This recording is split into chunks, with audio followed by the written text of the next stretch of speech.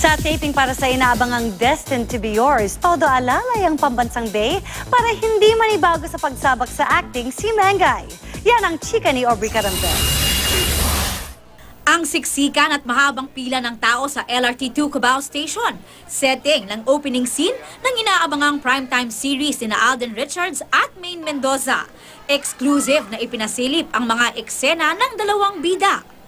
Si Maine, blooming sa kanyang yellow dress na singtingkad ng pangalan ng kanyang karakter na si Sinag. Si Alden, naka-formal wear man, nakipila sa pagbili ng tiket. Maya-maya pa, heto't napatakbo ang karakter niyang si Benji.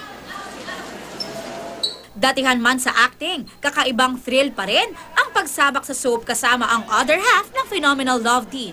Ako since matagal na ma-acting sa soap, iba pa rin kasi si Maine yung kapartner ko ngayon. Aminado naman si Mengay na naninibago pa siya at hindi makapaniwala sa bagong project. Sobrang seryoso, parang hindi talaga siya nangyayari sa normal na tao. Ang kinukunan daw niya ng motivation, ang mga payo ni Alden. Nararamdaman ko yung struggle ni Maine kasi first soap niya to. Nag-worry ako kung kaya ko ba, tapos siya, moral support naman. Si Tisoy, napabilib dahil madali raw nakapag-adjust si Maine. Iba kasi yung ni Maine, yung prowess niya pagdating sa acting dito. Hindi lang niya ayaw lang niyang tanggapin eh. Humanda ng ma-in love sa kwento ni na Benji at Sinag sa world premiere ng Destined to be Yours sa February 27. Aubrey Carambel, updated sa Showbiz Happenings.